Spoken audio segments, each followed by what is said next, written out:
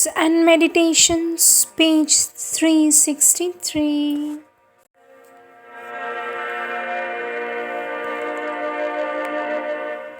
Akakura, July 13th, 1917. One day I wrote, my heart has fallen asleep down to the very depths of my being. Merely asleep? I cannot believe it. I think it is completely hushed, perhaps forever. From sleep one awakes. From this question there is no falling back. And since that day I have not observed any relapse. In place of something very intensely concentrated, which for a long while was intermittently tumultuous, has come an immensity so vast and calm and untroubled, filling my being, or rather, my being has melted into that. For how could that which is limitless be contained in a form? And these great mountains with their serene contours, which I see from my window, range from majestic range up to the very horizon, are in perfect harmony with the rhythm of this being, filled with an infinite peace. Lord, couldst thou have taken possession of thy kingdom? Or rather of this part of the kingdom, for the body is still obscure and ignorant, slow to respond without plasticity. Will it be purified one day like the rest? And will thy victory then be total? It matters little. This instrument is what thou wantest it to be, and its bliss is unalloyed. When earth was built in the unconscious void, and nothing was save a material scene, identified with sea and sky and stone, her young gods yearned for the release of soul, asleep in objects, vague, inanimate.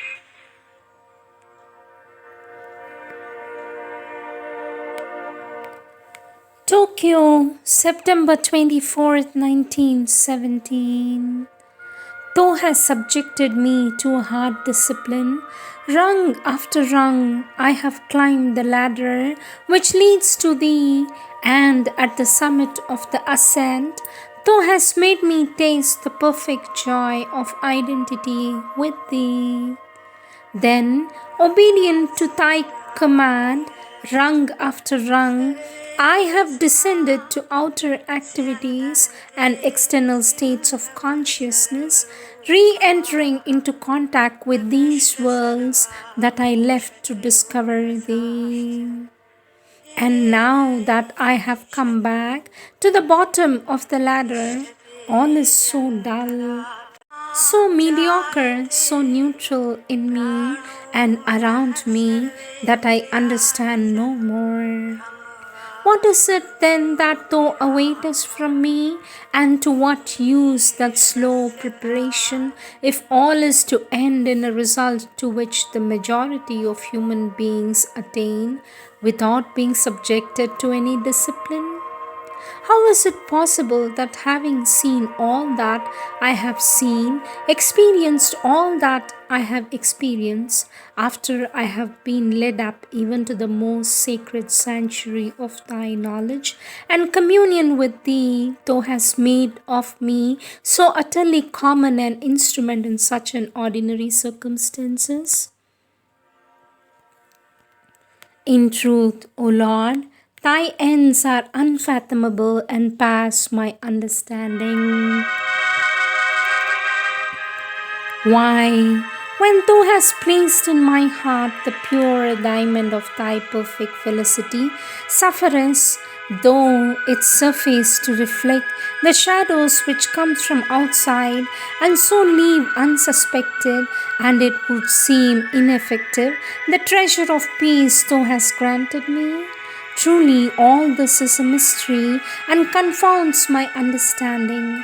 Why, when thou hast given me this greater inner silence, sufferest thou the tongue to be so active and the thought to be occupied with things so futile?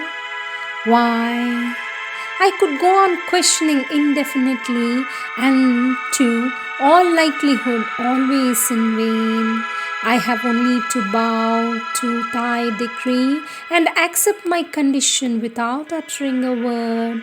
I am now only a spectator who watches the dragon of the world unrolling its coil without end.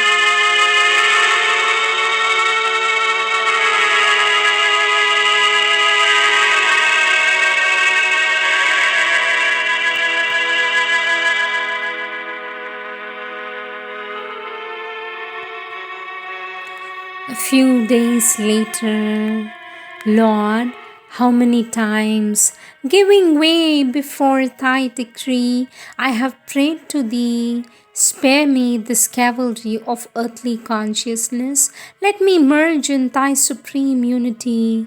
But my prayer is faint hearted, I know, for it remains unfruitful. Night heard the call and left her native light, overflowing from her bright, magnificent plain on the rigid coil and sprawl of mortal space. Here too, the gracious, great-winged angel poured her splendor and her sweetness and her bliss, hoping to fill a fair new world with joy.